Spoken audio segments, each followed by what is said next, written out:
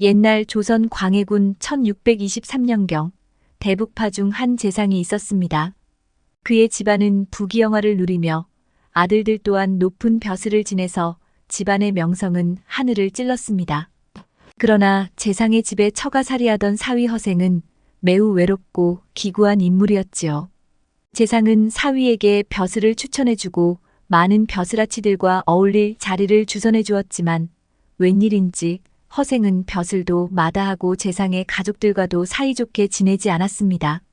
그리하여 처가의 장인, 장모, 처남들은 물론 종들까지도 허생을 무시하고 홀대했어요. 종들조차도 그를 허생이라 불렀답니다. 어느 날 대감은 다시 한번 허생을 불러들였습니다. 이번에는 사위에게 자신이 직접 첨거할 벼슬에 대한 이야기를 하고자 했습니다. 그동안 여러 차례 벼슬을 권유했지만 매번 거절당했기에 이번만큼은 꼭 받아들여지기를 바라는 마음이었지요. 대감은 허생이 방으로 들어오자 환한 미소로 그를 맞이했습니다. 허생, 들어오게. 오늘은 자네에게 아주 좋은 소식을 전해주고자 하네. 허생은 무심하게 고개를 끄덕이며 대감 앞에 앉았습니다. 대감은 이미 무수히 거절당했음에도 불구하고 여전히 사위가 이번에는 뜻을 굽힐 것이라 믿고 있었지요. 이번에 내가 대사헌의 자리를 마련해 두었네. 자네만 승낙하면 바로 오를 수 있는 자리일세. 자네가 우리 가문의 사위로서 이런 벼슬쯤은 해야 위신이 서지 않겠는가. 이번에 좋은 기회가 왔으니 이참에 벼슬을 맡아 조정에 나가 자네의 재능을 발휘해 보게나. 대감의 말에는 자신감이 가득했습니다. 그는 허생이 이번에는 더 이상 거절하지 못할 거라 생각하며 그를 응시했지요. 허생은 잠시 머뭇거리더니 조용히 입을 열었습니다. 장인어른 부족한 소인을 높은 벼슬에 천거를 해주시는 마음은 진심으로 감사드리지만 저는 그 벼슬을 맡을 수 없습니다. 대감은 허생의 예상치 못한 대답에 이마를 찌푸렸습니다. 그의 얼굴에는 어리둥절함이 가득 서렸지요. 대감은 당황한 기색을 숨기지 못하며 허생을 바라보았습니다. 도대체 왜 그러는가? 벼슬 한 자리 천거해달라 전국에서 금은 보화를 싸들고 우리 집 문지방이 닳도록 드나드는 선비들 못 보았나? 그런데 자네는 가만히 있어도 물어다주는 고기를 먹지 않고 내뱉는 이유가 뭔지 도대체 알 수가 없단 말이지. 재상가의 사위로 명망 있는 집안의 일원으로서 자네가 어찌하여 이런 좋은 자리를 마다하나? 대감의 목소리는 다소 격앙되었습니다. 그는 허생의 얼굴을 뚫어지게 쳐다보며 그의 속내를 알고자 애썼습니다. 허생은 그런 대감의 시선을 피하지 않고 조용히 대답했습니다. 장인어른, 사내 대장부로 태어나 벼슬 한 자리 하는 것을 누가 마다하겠습니까? 하지만 소인 지금은 때가 아님에 몸을 낮추고 있사옵니다. 제게 벼슬을 권해주신 것은 장인어른의 깊은 애정임을 압니다만 아직은 그저 남들처럼 소박하게 제 일상을 살아가는 것이 제게는 더 큰 행복입니다. 대감은 허생의 말을 들으며 한참을 생각에 잠겼습니다. 그가 거듭 벼슬을 마다한 이유가 소박한 삶 때문이라니 대감에게는 도무지 이해가 되지 않았습니다. 모든 이들이 높은 자리에 올라 조정에서 자신의 이름을 떨치기를 갈망하는데 허생만은 그와는 정반대의 생각을 하고 있었기 때문이지요. 참 기이하군. 때라니 자네가 벼슬할 때가 따로 있단 말인가? 지금 우리 집안 모두 높은 벼슬에 있어 자네에게 힘을 실어줄 때가 아니면 언제가 때란 말인가? 알다가도 모를 사람이네. 벼슬을 맡아 큰일을 하고 조정에서 명망을 쌓는 것이야말로 행복한 삶 아닌가? 대장부로 태어나 벼슬 한 번쯤은 해보고 죽어야지 사내가 그리 포부가 없어서야 어찌하겠는가? 대감은 이마를 짚고 고개를 저었습니다. 그의 눈앞에 있는 사위가 마치 다른 세상에서 온 사람처럼 느껴졌습니다. 대감은 한숨을 깊게 내쉬며 덧붙였습니다. 내 이해할 수가 없네. 하다못해 집안의 명성을 위해서라도 아니면 자네 자신을 위해서라도 벼슬을 맡아야 하는 게 아닌가. 자네가 가진 재주와 지혜를 생각해보게. 이런 보배 같은 인재가 그냥 묻히고 만다니 그야말로 낭비 아닌가? 허생은 미소를 지으며 고개를 가로저었어요. 그의 눈동자에는 어떠한 미련도 욕심도 엿보이지 않았습니다. 장인어른, 저는 벼슬로 세상을 다스리기보다 세상 속의 작은 존재로서 스스로를 다스리며 살고 싶을 뿐입니다. 대감은 허생의 말을 듣고 깊은 생각에 잠겼습니다. 그의 마음 한구석에는 허생이 도대체 무엇을 두려워하여 벼슬을 거부하는지에 대한 의문이 여전히 남아 있었지요.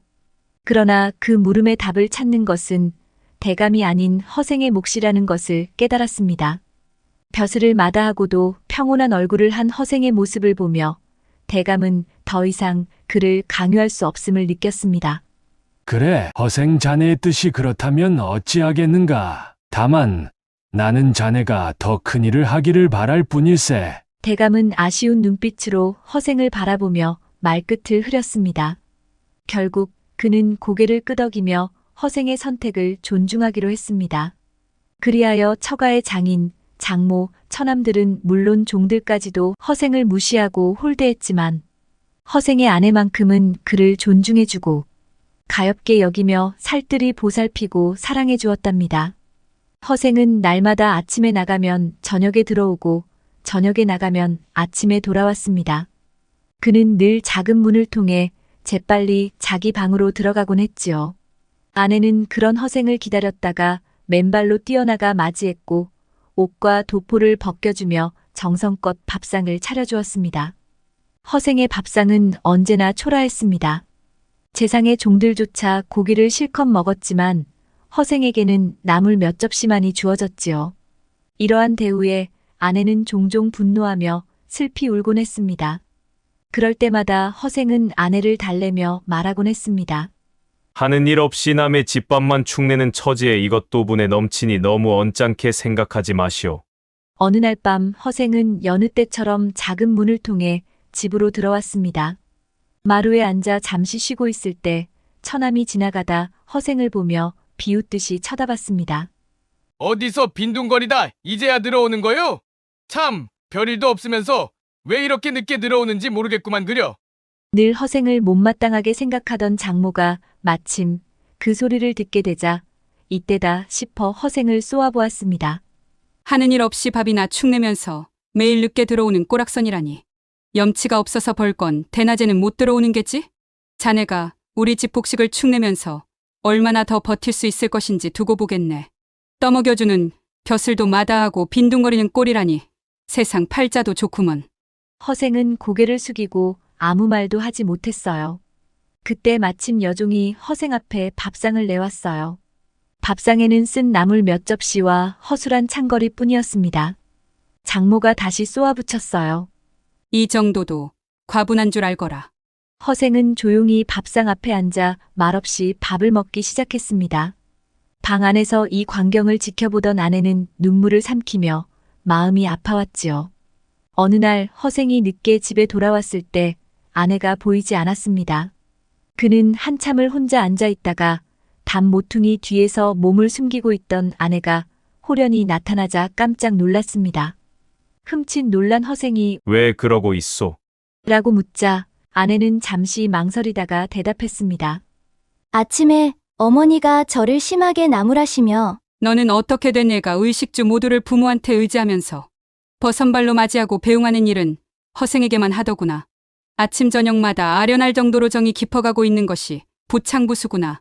내 서방, 허생이란 자는 나이가 40이 넘도록 우리 집 곡식만 축내고 내 인생을 망가뜨리는 천하의 몹쓸 놈이다. 생각만 해도 가슴이 꽉꽉 막히고 억장이 무너지는구나. 그런데도 너는 그놈을 부모보다 10배나 더 섬기고 있으니 이런 배은망덕한 행동이 어디 있단 말이냐. 그런 짓을 계속하려거든 차라리 그놈과 따로 나가서 내 멋대로 살거라. 이런 꾸짖음을 듣고 어머님을 달래면서 눈치를 보느라 이를 거들어드리고 있었습니다. 자기를 못마땅해 하는 말을 들은 허생은 아내에게 말했어요. 장모님의 말씀을 거역하고 살다가는 부인마저 더 큰 꾸짖음을 당할까 염려가 되어 장모님의 가르침에 따르는 것이 좋겠소. 염려 마시어요. 제가 눈치껏 대처하겠습니다. 내가 빨리 출사하여 부인을 힘들지 않게 해주어야 하는 건데 부인 볼 면목이 없소. 아니옵니다. 서방님은 앞으로 큰일을 하실 분이라는 걸 소인은 잘 알고 있습니다. 부디 뜻을 굽히지 마시고 서방님 하시는 일을 굳건히 진행하시어요. 이때 여종이 저녁 밥상을 가지고 들어왔어요. 저녁 진지 가져왔습니다. 삼월아, 내가 여기 있는 것을 어머님께 절대 말하지 말거라. 알겠느냐? 알겠습니다. 허생이 밥상을 받아 먹으려 하자 아내가 말했지요. 당신, 이 생선은 드시지 마세요. 아니, 왜 그러는 거요?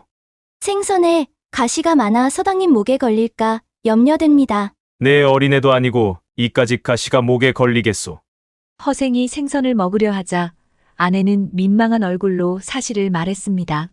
실은 조금 전에 제가 생선을 구워놓고 있었는데 고양이가 그걸 물고 가서 반 이상을 먹어버리고 이 부분만 부엌 구석에 떨어뜨려 두었지요. 종들이 그 이야기를 어머니에게 고하니 어머니께서 이거 허 서방상에 놓아주거라. 눈치 없이 남의 집살이하는 허 서방에게는 좋은 안주감이 되겠으니 상에 올려 그 인간 입을 잠시라도 즐겁게 해주자꾸나. 해서 여기 놓인 겁니다. 몹시 더러운 것이니 입에 대지 마세요. 장모님이 저를 생각해서 맛있는 안주 한 덩어리를 주셨으니 특별한 은혜가 아니겠소. 그러니 감히 손가락을 더럽히지 않을 수 있겠소? 그렇게 허생은 상에 놓인 저녁을 말끔히 먹고 일어났어요. 요즘 매일 밤에 출타하시니 혹여 무슨 일이라도 있는지요? 아내는 물었지요. 허생은 비장한 얼굴로 아내에게 당부했습니다. 부인, 내 말을 잘 들으시오. 삼경의 뒷동산에 올라가 궁궐 안팎을 살펴보시오. 분명 시끄러운 소란이 날 것이오. 그 소란이 오래가서 밤을 새워 아침까지 시끄러우면 부인은 자결을 하시고 혹 삽시간에 진정되면 진중하게 살기를 도모하시오.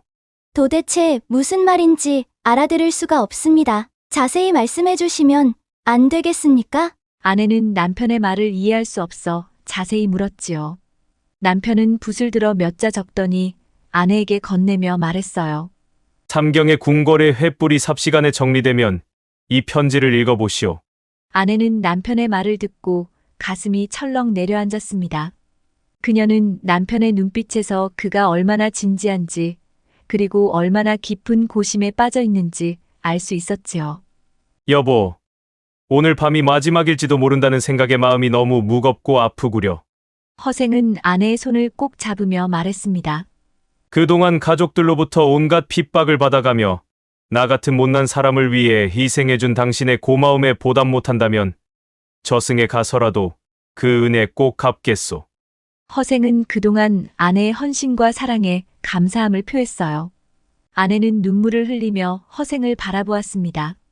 서방님이 계셔서 저 또한 지금까지 버틸 수 있었습니다. 부디 서방님께서 하시려는 일이 무탈하게 끝나길 빌겠습니다. 제발 무사히 돌아와 주세요. 둘은 그렇게 뜨거운 시간을 보내고 남편은 조용히 일어나 밖으로 나갔습니다. 아내는 그의 뒷모습을 바라보며 하염없이 눈물을 흘렸습니다. 그 눈물은 이 밤이 마지막이 아니기를 간절히 바라는 아픈 마음에서 나온 것이었지요. 남편을 보내고 아내는 애타게 삼경이 되기를 기다렸습니다. 이윽고 삼경이 되자 사람들이 모두 잠든 틈을 타 살며시 뒷동산 등성이에 올라가 궁궐이 있는 쪽을 바라보았지요. 처음엔 아무런 움직임 없이 조용하기만 하던 궁궐 방향을 한동안 지켜보던 중 갑자기 수많은 횃불이 칠흑같던 하늘을 밝히기 시작했습니다. 사람들의 고함 소리가 들려왔고 말들이 날아갈 듯이 대궐 쪽으로 내달리고 있었어요. 그 모습은 마치 폭풍이 몰아치는 것 같았습니다. 잠시 후 소란은 잦아들었고 한 무리가 대궐 안으로 들어갔습니다.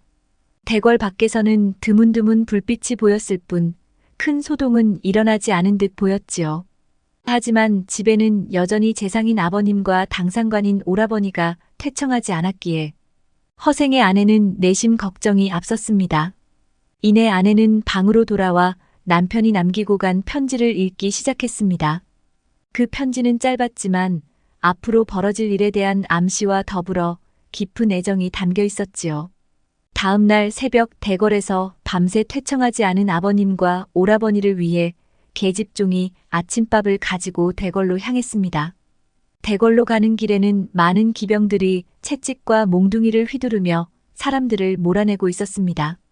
계집종은 주인의 권세를 믿고 무리속을 헤집고 대궐 안으로 들어가려 했습니다. 그때 한 장수가 채찍을 휘둘렀습니다. 계집종은 당황하지 않고 큰 목소리로 대항하며 말했습니다. 나는 재상이신 아무 대감댁 사람이요. 하찮은 장수가 어찌 감히 나를 핍박하시오. 옆에 있던 군졸들이 비웃으며 말했지요. 내 주인은 역적인데 어찌 역적의 권세를 팔아먹으려 하느냐? 그러고는 여종을 마구발로 걷어차서 몰아냈지요.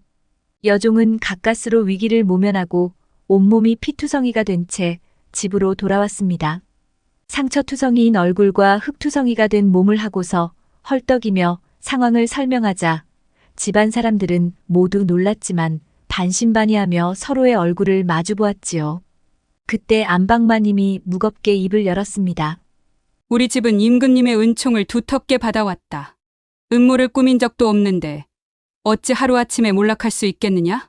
이건 분명 무례배 허생이 역모를 꾀하다가 발각되어 국문을 받는 중에 우리 집을 끌어들여 원한을 드러낸 것이다. 내 서방이 이제 집안까지 망하게 하는구나. 꼴 좋다. 허생의 아내는 머릿속이 너무 어지럽고 혼란스러워 고개를 푹 숙인 채 아무 말도 하지 못했습니다. 얼마 지나지 않아 관리들과 군졸 몇 명이 집 앞에 도착했습니다.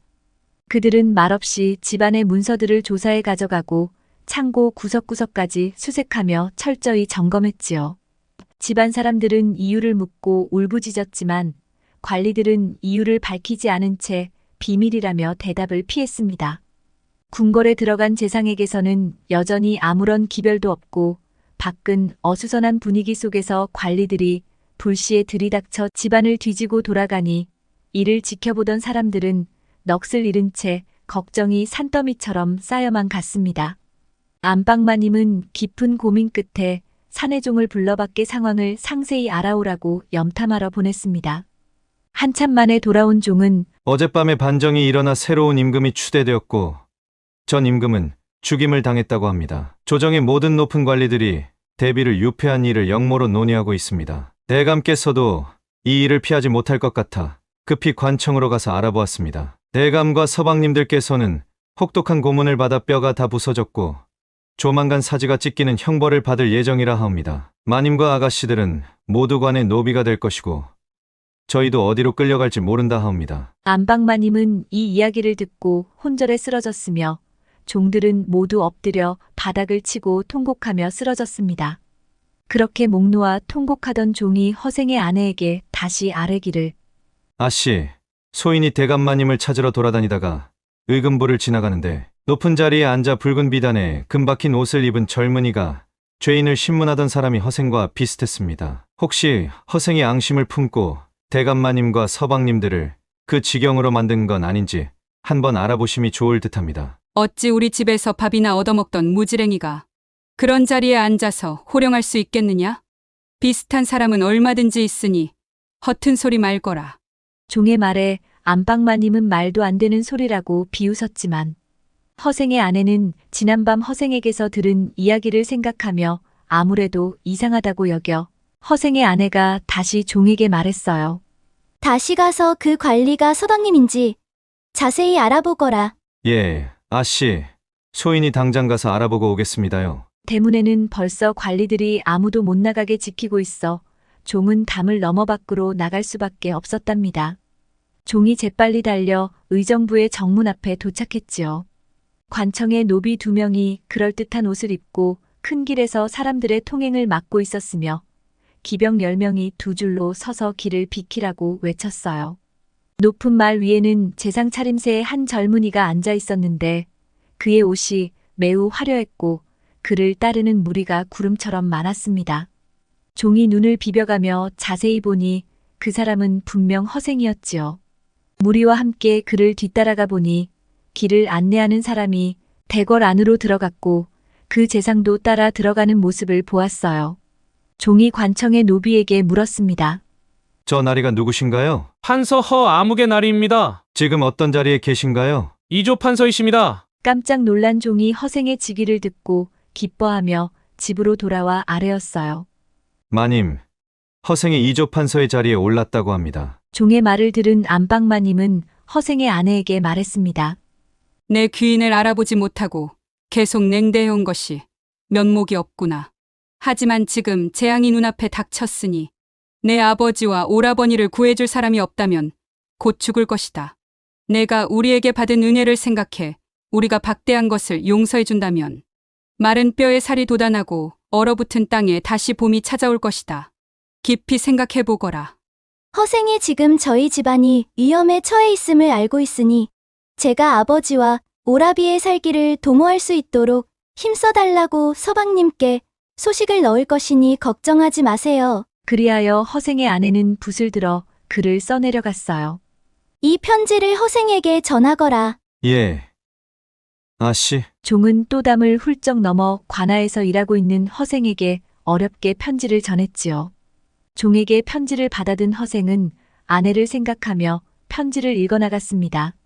소첩이 지금까지 살아남아 밥을 먹고 숨을 쉬며 살아온 이유는 제가 죽으면 서방님께서 더 핍박받고 외로워질까봐 두려웠기 때문입니다. 그래서 오늘 이런 결정을 내렸습니다. 하늘이 착한 사람에게 복을 내려주셔서 서방님께서 벼슬이 높아지고 큰 영광을 얻게 되었다고 들었습니다. 이제는 더 귀하고 높으신 분이 되어 여한이 없으시겠으니 저는 이제부터 서방님께 누가 되지 않으려 합니다. 아버지와 오라버니와 함께 목숨 걸고 이 상황에 맞서려 합니다. 만약 제가 부모님 덕분으로 누렸던 유복한 삶을 기억하신다면 이 빚을 부모님께 조금이나마 갚아주실 수 있기를 간절히 바랍니다. 이 세상에서 서방님과의 인연은 여기서 끝나는 것 같습니다. 저승에서도 당신을 그리워할 저를 잊지 말아주세요. 허생은 아내의 구구절절한 편지 내용에 감격하여 눈물을 흘리며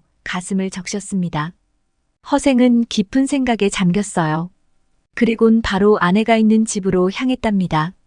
그의 아내는 반정으로 인해 아버지와 오라버니가 역적으로 몰려 감옥에 갇혀 있다는 소식을 접한 후 아무 말도 없이 차마 눈물을 흘리지 못하고 멍하니 앉아 있을 뿐이었지요. 여보, 나왔소. 당신이 이렇게 힘들게 있을 것 같아. 내 마음을 전하러 이렇게 왔소이다. 허생의 다정한 말에 아내는 그제야 억누르던 감정을 터뜨렸습니다. 그녀는 허생의 손을 단단히 쥔 채 떨리는 목소리로 말했어요. 서방님, 제발 아버지와 오라버니를 구해주세요. 당신께서 반정 후 높은 자리에 올랐으니 그 힘으로라도 우리 집안을 구해주실 수 있잖아요. 그녀의 눈에서는 눈물이 비 오듯 쏟아졌고 허생의 손을 붙잡은 힘도 떨릴 만큼 간절함이 묻어났어요. 허생은 잠시 그녀의 손을 가만히 바라보다가 자신의 품으로 아내를 끌어안았지요. 그의 따스한 품에 안긴 아내는 흐느끼며 울기 시작했습니다.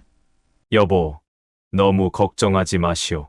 내 그동안 벼슬을 마다한 것은 이번 정권에 대한 반대파에 있었기에 벼슬에 나서지 않았던 것이오. 나는 당신의 집안이 높은 벼슬에 있는 것이 그동안 마음을 졸여왔소. 아버님과 오라버님이 억울하게 옥에 갇혀 있다는 사실을 나도 알고 있소. 내일 당장 내가 관직을 걸고서라도 임금님께 아뢰겠소. 허생의 목소리에는 단호함이 담겨 있었답니다. 그는 아내의 눈물을 닦아주며 애정 어린 눈빛으로 그녀를 바라보았지요. 임금님께 가서 아버님과 오라버님의 억울함을 밝히고 그들을 구명할 수 있도록 최선을 다하겠소. 그분들이 무사히 돌아오실 수 있도록 내가 할 수 있는 모든 힘을 다해볼 것이오. 부디 너무 슬퍼하지 마시오. 아내는 허생의 품 안에서 몸을 떨며 그를 바라보았어요. 그녀는 더 이상 울음을 참을 수 없었습니다. 정말이세요? 정말 그렇게 해주실 수 있으신가요? 허생은 아내의 손을 다시 한번 꼭 잡아주었지요. 그의 손끝에서 전해지는 온기가 그녀에게 희망을 불어넣어 주었습니다. 여보, 내가 당신의 마음을 어찌 모르겠소. 그동안 당신이 나를 믿고 지켜준 보답을 하기 위해서라도 나도 당신에게 내 사랑을 보여주겠소. 아내는 그의 말을 듣고 한없이 울기만 했지요. 허생의 가슴을 적시던 눈물이 이제는 그의 손등을 타고 흘렀습니다. 허생은 아내의 손을 조심스레 쥔 채 그녀의 눈물을 닦아주며 나지막이 속삭였어요. 내가 벼슬에 오른 이유도 그저 나 자신을 위한 것이 아니오. 지금 이 순간 당신을 위해 이 자리에 있는 것이오. 그러니 이제 마음을 조금만 편히 가지시오. 내가 반드시 아버님과 오라버님을 구해낼 것이오.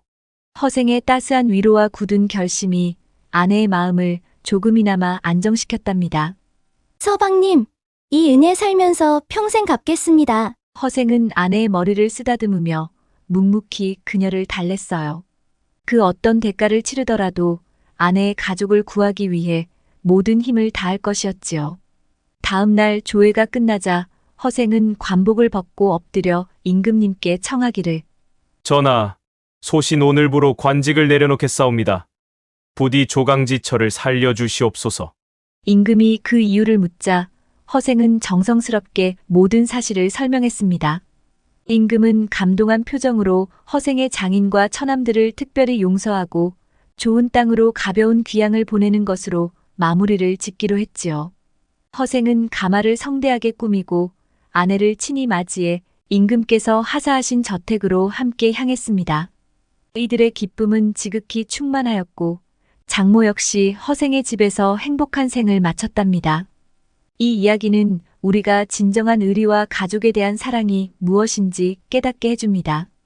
아무리 높은 권력과 명예를 얻더라도 가족과의 인연과 사랑은 그보다 소중하다는 것을 보여줍니다. 허생의 의리와 희생은 우리에게 진정한 가치가 무엇인지 생각하게 하며 어려운 상황에서도 사랑과 의리를 지키는 것이 얼마나 중요한지 깨닫게 합니다. 들꽃 야담을 시청해주시는 여러분, 오늘 하루도 행복하시고 늘 건강 챙기시기 바랍니다. 감사합니다.